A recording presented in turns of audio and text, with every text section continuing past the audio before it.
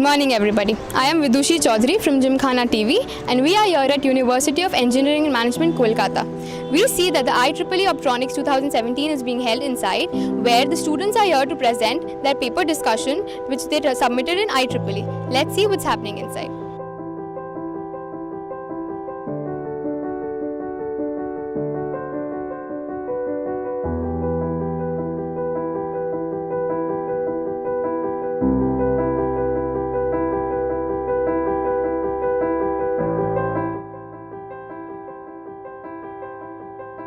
আমার নাম নওশাদ আমিন। আমি এখন বর্তমানে মালয়েশিয়া ন্যাশনাল ইউনিভার্সিটিতে কর্মরত আছি একজন প্রফেসর হিসেবে। আমি সোলার এনার্জি নিয়ে কাজ করি, সাথে সাথে ওয়াটার পলিউশন, তারপরে বায়ু দূষণ, তারপরে পানি দূষণ, বায়ু দূষণ এগুলো নিয়েও কাজ করা শুরু করেছি। আমি মনে করি যে এনার্জি একটা সমস্যা অবশ্যই সারা বিশ্বের, সাথে সাথে আমরা যে কানেক্টেড, যে ওয়েতে আমরা কানেক্টেড আছি, যেমন পানি, প্রত্যেকটা দেশে যে কোনো এক দেশে পানি যদি আমরা দূষিত করে ফেলি সেটা একসময় অন্য দেশের দূষণের কারণও হয়ে দাঁড়াতে পারে। ঠিক তেমনি বাতাস, যেমনি ফুকুশিমার যে নিউক্লিয়ার ডিজাস্টারটা হলো, সেখান থেকে যে দূষিত নিউক্লিয়ার ওয়েস্টগুলি আসতো সেগুলি আগামী 2-1 বছরের মধ্যে হয়তো বা ক্যালিফোর্নিয়ার দিকে চলে আসবে। কাজে আমরা এই কনসেপ্ট থেকে বলতে পারি আমাদের সম্মিলিতভাবে সমস্ত দূষণ, এনার্জি বা শক্তি এগুলি নিয়ে সম্মিলিতভাবে যদি আমরা চিন্তা করতে পারি তাহলে আমরা হয়তো বা আরও ভালো কিছু দেখাতে পারবো। খুব অল্প সময়ের মধ্যে আমরা অনেক কিছু সমাধান করতে পারবো। গত 60 বছরে আমরা অনেক কিছু সোলার এনার্জিতে অনেক কিছু দেখিয়েছি। আমরা 10% আমরা বলেছি কিছুদিন আগে 400 গিগাওয়াট পর্যায়ের সোলার এনার্জি স্থাপনা হয়েছে। কোনো একটা দেশেই কাজ করলে হয় না। আমি মনে করি যে রিসার্চ বা যে আমরা ডেভেলপমেন্টের কাজগুলি করি এগুলি সম্মিলিতভাবে করলে আমরা আরও বেশি ফ্রুটফুল, আরও বেশি ফলাফল বেশি পাবো। দূষণের ব্যাপার আমি যেটা উল্লেখ করতে চাই যে আমরা পানি দূষণের জন্য আমরা আমাদের বাংলাদেশ সহ, আমি মনে করি ভারত সহ অন্যান্য তৃতীয় বিশ্বের অনেকগুলো দেশ পানি দূষণ নিয়ে ওরা খুবই বিভিন্ন ধরনের সমস্যার মধ্যে সম্মুখীন হচ্ছে। পানিটা দূষণ যেহেতু আমরা এটা আমাদের জীবনের সাথে খুবই ওতপ্রোতভাবে জড়িত, কাজে পানিটা আমাদের সুপেয় পানি যদি আমরা সবাইকে দিতে না পারি তাহলে আসলে এনার্জি দিয়েও কাজ হবে না। আমার ভালো একটা ফোন থাকলেও কোনো কাজ হবে না আমি যদি ভালো এক গ্লাস পানি খেতে না পারি বা জল খেতে না পারি। তো আমি আশা করব যে আমরা এইসব দূষণ, আমরা এনার্জির সাথে সাথে যেটা আমাদের মেন লক্ষ্য ছিল আজকে, যে অপটো-ইলেকট্রনিক্স যেটা সোলার এনার্জি নিয়ে কাজ করবো বা যেটা নিয়ে আমরা কথা বলছি, তার বাইরে আমরা নানা প্রকার দূষণ নিয়ে কাজ করব। তার মধ্যে পানি দূষণ, প্রতিটা মানুষকে যেন আমরা সুপেয় পানি, সেই ছোটোবেলার মতো যখন আমি বলেছি যে আমরা ছোটোবেলায় কখনো পানি কিনে খেতাম না, সেই সময় আমরা টিউবওয়েল থেকে পানি নিয়ে পারাস প্রত্যেকে ভাগ করে খেয়েছি, কোনো পয়সা কাউকে দিতে হয়নি। কিন্তু এখন যেভাবে বটলড ওয়াটার যেভাবে চারিদিকে ছড়িয়ে পড়ছে, তার মানে পানিটা একসময় আমাদের দুষ্প্রাপ্য একটা জিনিসে পরিণত হবে।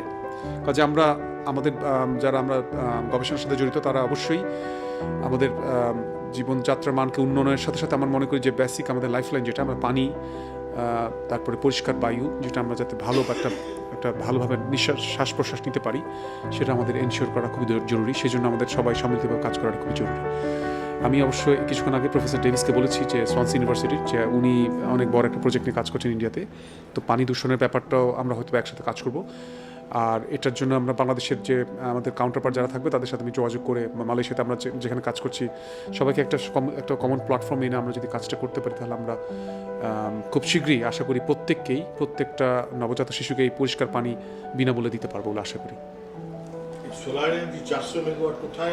400 গিগাওয়াট, এটা হচ্ছে সারা ওয়ার্ল্ডে এই পর্যন্ত 400 গিগাওয়াট ইনস্টলেশন হয়েছে। সেটা আপনি যদি বলেন আমেরিকা থেকে শুরু করে, জাপান থেকে শুরু করে, এটা আমরা সম্মিলিতভাবে চিন্তা করি। তো 400 গিগাওয়াট মানে এটা 400টা নিউক্লিয়ার পাওয়ার প্ল্যান্টকে প্রতিস্থাপিত করার মতো একটা ঘটনা। আর আমরা যদি পুরোপুরি কোনো এনার্জি নিয়ে চিন্তা করতে না হয় তাহলে আমাদেরকে নেক্সট আগামী 10 বছরে 4,800 গিগাওয়াট স্থাপন করতে হবে। এটা টোটাল লাগবে। আমরা করেছি মাত্র 10/1। আরও এই জন্য বললাম যে আমাদের সোলার এনার্জিটাকে আরও কম খরচের মধ্যে এনে দিতে হবে, আরও রিসার্চ করে ওটার আপনার এফিসিয়েন্সি যেটা বলি বা ক্ষমতাটাকে বাড়াতে হবে। তো এটা আমরা কতদিনে এই সুফলটা পেতে পারবো? আমরা ওয়ার্ল্ডের সবাই এখন এক প্ল্যাটফর্মে, গ্রামাঞ্চলে এখন তো এই সোলার এনার্জি মতো ব্যবহার না, এখন আসলে অনেক কিছু টেকনোলজি দিয়ে সম্ভব না। যেসব যে দেশের টেকনোলজি দিয়ে সম্ভব না সেখানে আপনার আইন দিয়ে সম্ভব। অনেক কিছু আমরা যেমন বলি যে যেমন চায়নাতে একটা ঘটনা ঘটেছিল, যে আপনারা জানেন কি জানি না, যে বেইজিংয়ের বায়ু দূষণ খুব বেশি অতিমাত্রা বেড়ে গেছিলো। যার জন্য ওরা ঠিক করলো যে আগামী 3 দিন এখানে কোনো ডিজেল গাড়িতে ঢুকতে পারবে না বেজিং ছোট টাউনটাতে। 3 দিন পরে পরিষ্কার আকাশ দেখা গেল। বা অল্টারনেটিভ করে যে আজকে জোর সংখ্যার গাড়ি ঢুকবে, যাদের নাম্বার প্লেট জোর সংখ্যা করেছে, এটা ম্যানিলাতে করেছে অনেক আগে। তো এসব আমি মনে করি যে যেসব জায়গায় আমরা ইয়েরা করতে পারি না, যেসব জায়গায় টেকনোলজি ফেলিওর হচ্ছে বা দেখাতে পারছে না, সেসব জায়গায় আমরা আইন বা আপনার যেটা বাই ফোর্স অথবা এটা সুন্দর একটা আইন তৈরি করে আমরা যদি করি, যে প্রত্যেককে বলি যে না এইভাবে প্রত্যেকটা গ্রামে যেমন করার জন্য যা যা করা প্রয়োজন, লোন দেওয়া, সফট লোন দেওয়া বা ক্ষুদ্র লোন দেওয়া, যেটা গ্রামীণ শক্তি বাংলাদেশে করছে। আপনি ডক্টর ইউনিসেফ গ্রামীণ ব্যাংকের নাম শুনেছেন, হয়তো গ্রামীণ শক্তির কথা নাম শুনেছেন। তারা অনেক বছর আগ থেকেই এই কাজ করছে, ক্ষুদ্র আকারের লোন দিয়ে প্রত্যেকটা গ্রাম is much more better than আমাদের সিটিজ। আমাদের সবই আছে, চিটাগাং শহরে আমি যেখানে থাকি সবই আছে, কিন্তু অনেক সময় কারেন্ট থাকে না, দিনে 3 ভাগে 2 অংশ কারেন্ট থাকে না। আর গ্রামে দেখা যাচ্ছে তারা প্রথম থেকেই তারা মানে স্বাবলম্বী হয়ে গেছে, ছোট স্কেলে সোলার প্যানেল ইউজ করছে আর কি। এটা না, আমি যদি বলি কস্টের কথা যদি বলি, তাহলে বলবো আপনি যদি চিন্তা করেন গত 20 বছরের ঘটনা, তাহলে 20 বছরে সোলার যে সিস্টেমের দাম 5 ভাগে 1 অংশ চলে আসছে। আগে ছিল $5 পার ওয়াট ছিল, এখন সেটা নেমে অনেক সময় 50 সেন্টও চলে এসছে। 10 ভাগে এখন বলা যায়, অনেক সময় 10 ভাগে 1 ভাগে নেমে গেছে আর কি এটা। কাজেই এটা হচ্ছে আসলে টেকনোলজিক্যাল ডেভেলপমেন্ট, অনেক ইনভেস্টমেন্ট, সরকারের সদিচ্ছা, আইন প্রণেতাদের সদিচ্ছা, সবার সদিচ্ছা যদি আমরা থাকে, তাহলে আশা করি আমরা মানে আমরা বলি কার্বন নিউট্রাল একটা ওয়ার্ল্ড আমরা পেতে পারি, যেটা বলেছে এখন 10 বছর হতে পারে বা 20 বছর হতে পারে বা 30 বছর হতে পারে। খুব ছোট একটা ঘটনা বলি, আমেরিকা ওদের খসড়া একটা নীতি প্রণয়ন করেছে, যাতে যারা এই বিষয়ে গবেষণা করে তারা বলছে আগামী 2050 সালের মধ্যে ওরা সম্পূর্ণ ফসিল ফুয়েল থেকে, যে জীবাশ্ম থেকে যেটা আমাদের তেল বা কয়লা থেকে, ওগুলো সম্পূর্ণ বাদ দিয়ে ওরা সম্পূর্ণ 100% আপনি নবায়নযোগ্য শক্তি থেকে আনবে বা রিনিউয়েবল এনার্জি থেকে নিয়ে আসবে ওদের ইলেকট্রিসিটি গ্রিডটাকে আর কি। না, বাই 2050 2050 সালের মধ্যে ওদের এরকম একটা খসড়া একটা আইন প্রণয়ন করেছে। কিন্তু দেখা যায় অনেক সময় সেটা হয় না, যারা ক্ষমতায় থাকে তারা অনেক সময় তেলের লবি থাকে, অনেক সময় যারা ফসিল ফুয়েলের লবি থাকে তারা হয়তো দেখা যায় ক্ষতিগ্রস্ত হওয়ার জন্য। কাজে এটা একটা ন্যাশনাল একটা কনসেনসাস আনতে হবে, আমাদের একটা জাতীয় একটা বা আন্তর্জাতিক একটা পর্যায়ে নিয়ে আসতে হবে, একটা অভিমত নিয়ে আসতে হবে, যাতে আমাদের কমন ইন্টারেস্ট যেটা সেটাতে আমরা আমরা আসলে একটা ঘটনা বলি যে 2015 সালের শেষে ফ্রান্সে যেটা হয়েছিল COP21 কনফারেন্স অফ পার্টিস 21, এখানে কিন্তু 200টা দেশ কিন্তু অলরেডি বলে দিয়েছে যে আমরা আমাদের যে তাপমাত্রা বেড়ে যাচ্ছে সেই তাপমাত্রা বাড়ার হারটাকে 2 ডিগ্রির মধ্যে রাখবো, পারলে 1.5 ডিগ্রির মধ্যে সাপ্রেস করে রাখবো। সেটা করার জন্য যা করা সেগুলি আমরা করবো। ফার্স্ট আমাদের অবজেক্টিভটা হচ্ছে, আমরা এখন যেহেতু 0.8 ডিগ্রি সেন্টিগ্রেড বেড়ে গেছে আপনার এভারেজ টেম্পারেচার বা আপনার গড় তাপমাত্রা, সেটাকে 2 ডিগ্রির মধ্যে না রাখলে আমাদের অনেক বড় বড় ক্ষতি হয়ে যাবে, অনেক বড় বড় ঘটনা ঘটতে পারে, বন্যা, খরা ইত্যাদি হতে পারে। সেজন্য ওরা সবাই মিলে যেটা ঠিক করেছেন গত অলমোস্ট 2 বছর আগে, যে না আমরা এই পৃথিবীর যে তাপমাত্রা বেড়ে যাওয়ার হারটাকে বা আগামী বিলো 2, এটা বলা হয় এখন বিলো 2, এটা কথাটাই এখন একটা ফ্রেজের মতো হয়ে গেছে, সে বিলো 2 পারলে 1.5। সেজন্য $100 বিলিয়ন প্রতি বছর বিভিন্নভাবে ফান্ডিং করা হচ্ছে, রিসার্চকে ফান্ডিং করা হচ্ছে, ইন্ডাস্ট্রি বা কমার্শিয়াল সেক্টরকে ফান্ডিং করা হচ্ছে। সম্মিলিতভাবে আমরা আগাতে হবে, এটা আসলে কোনো একটা দেশের সমস্যা না, এটা সারা বিশ্বের সমস্যা। কাজে এটা সম্ভব হবে বলে আমরা আশা করি আর কি। সবাই যেহেতু একমত হয়েছে, ফার্স্ট অফ অল একমত হতে হবে, আসলে আমরা বিশ্বাস করি। Okay, so my area research concern both RFID and radar communication. It involves photonics and microwave photonics. And the idea is to merge two worlds, the microwave worlds and the opto-electronic worlds, in order to build new devices that have much better performances than what they have now. RFID is another field that I was working on, especially for my research during my PhD. And in that case, the objective was for my research was to increase the communication range of RFID communications. Nowadays they are limited to 15 meters, but I was able design a new RFID tag that can go above that limit and exceed 650 meters of ranges. Now, what was the other question you had? Motivate the fellow members who want to join this field of your research? How to motivate them to come into this new field? Yeah. Shame for them. Yeah, when I was a student, what I've seen was that most of the textbooks were not written with the didactics in mind. So they were not written thinking about students learning from them. But most of the books were written by just collecting papers published on main publication sites like IEEE or other journals, and just collecting them together to make a book. So a student that was approaching these kind of books was not able to really understand what was going on because they were not written with a student in mind. So one thing that education in general, and especially engineering and microwave and optoelectronics will need, is to have professors that write new books having students in mind so they can learn more easily all the topics that will be needed to understand our current research. So without tools for learning, students will not be able to approach this field, and that's one of the needs. Thank you, sir. And my last question is that what should be your saying for the viewers of this channel? Any sayings for the viewers? Giving this, There are something about them. something about them. No, means the message that you want to pass on to the viewers of this channel. Okay, so this is my first time in India, and I'm really enjoying it. I hope you will also once come to Italy and enjoy it as well. So if we want to do research, what is the scope of, like if you want to go, because what we have seen, that energy, suppose we are making e-bikes and all, or cars, hybrid cars, the photovoltaics is a source of energy for that. So is there how we can implement that thing into a mechanical? Is there any solution for that, or still we are working in this field? So first of all, we're in a very important phase where we're going to move. So within 20 years, I would imagine that photovoltaics will play a much larger role in our lives. At least I hope so. Okay, and a transition to a solar economy and a solar infrastructure is going to take an enormous amount of work from people across the board, across a range of subjects, from electrical engineering to mechanical engineering. So how are we going to integrate these materials into a building or into a structure? How are we going to connect them where we need them? How are we going to store all of this power? So we need people working on battery technologies and storing the electricity so we can use it. So we need fundamental science to improve materials, characterize materials and push them forward. But all the way through, we need to train people how to install these things on a roof. If we're going to bolt them on, we need to train people how to connect them together. So it requires a very large range of topic areas to work on.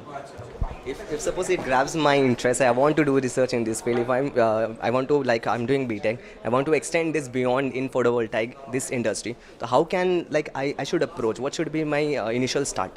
From where, like, is there any scope, or what should be my first step in this? So what's your background? What subject are you? Electronics communication. Okay. So you would start to look about potential innovations, I guess, in power management of photovoltaic systems. So it's not obvious, okay? A lot of the world is connected to a grid infrastructure for electricity, but a lot of the world that currently doesn't have access to electricity is non-grid, yeah? So now we have to manage how we expand our grid, or whether we go to a non-grid system. Okay, and that requires lots of power management and novelty in managing systems. Of course, the problem with photovoltaics is that you generate all your electricity in the day when probably you're in work. Okay, so you don't need to use it then. So we can have smart systems where we're running appliances in the home straight off PV midday when they're needed. So washing machines, things like that. So we can have smart systems. But also we need to store it and then do something with it later. And it's also, especially for the UK, where I wouldn't say it's hot in summer, but we have lots of sunshine in summer and then it's very cold. So we don't need lots of electricity in summer. We need it in the winter. We need to store it 6 months. So we need to store it from the middle of the day into the evening, and from summer to winter. That's a big challenge.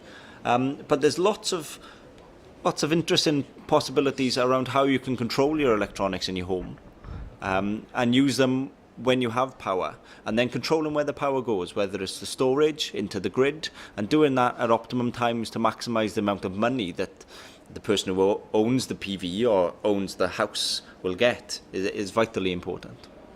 Smarter management of system at house. Yeah. Okay, thank you. Who wants one? Any other? No. You done? So I will take start to lunch now because I think he is hungry. Thanks. HOD Institute of Radiophysics and Electronics, University of Calcutta, and Professor Dr. Optronix Varman, Institute of Radiophysics and Electronics, University of Calcutta. The session chair of these keynote addresses is Professor Dr. Anamitra Makur of Nanyang Technical University, Singapore.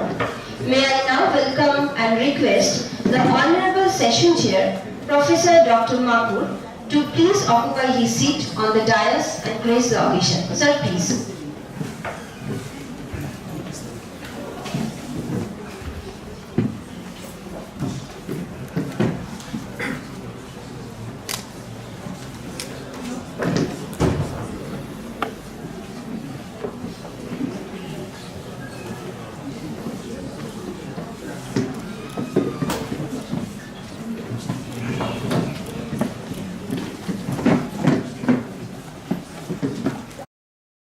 British French, but Augustine French convinced that it is a oil, and what is happening? The Augustine was affected with tuberculosis and was died. He could not continue. 1839, in the same country, a gold becquerel used the light, put in a solution, and developed the power, which is known as the photovoltaic effect. 1839 by a teenager like you. 1865, again in Cambridge, Sir James Clerk Maxwell. He taught in the class, take the four equations and find out the parents of the light. Light is the interaction of electric and magnetic vector, it is electromagnetic wave. 1922, again contribution from India, Sir J.C. Rose from Calcutta. He mentioned that light is the application of light, or light is the main source for producing our food. Tree cannot prepare our food without light. Light is an essential component for photosynthesis, which is very good. 1905, again Albert Einstein, he discovered the photoelectric effect. Light is capable of ejecting electron from metal surface. So validity of the Kapsula theory. The same gentleman in 1915, he told that emitting the light like a smoke. He told no, light is also wave. So I look at new materials basically.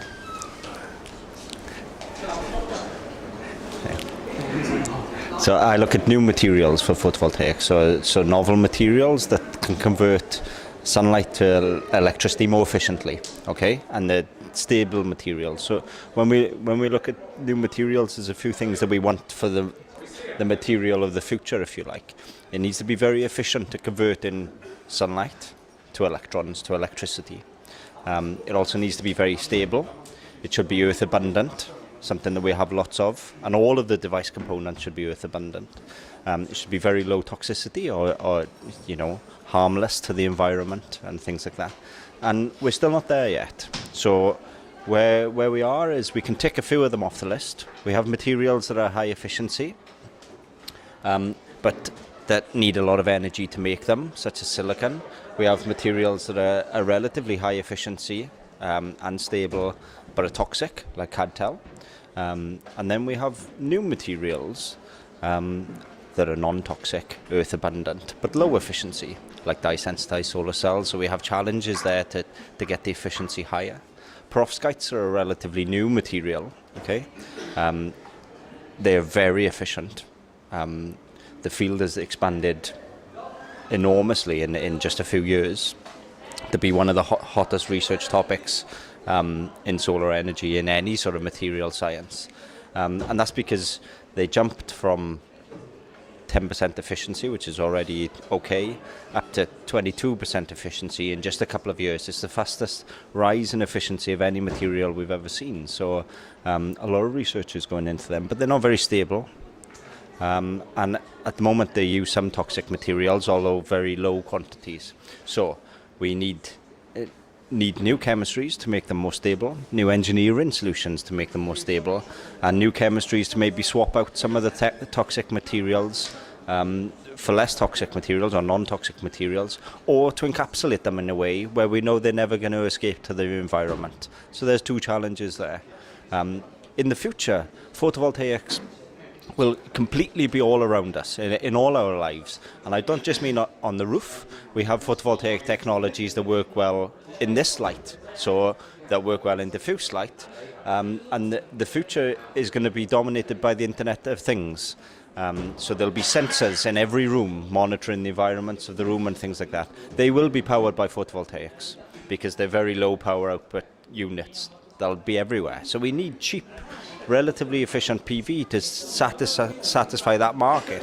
And there's enormous opportunity there for the next generation to work on some of these challenges we face, because it's like we're almost there, but that final step is almost the greatest step, because as long as we're not there, we're so far away, you know. So we really need to overcome some of these big challenges to satisfy the world's energy needs.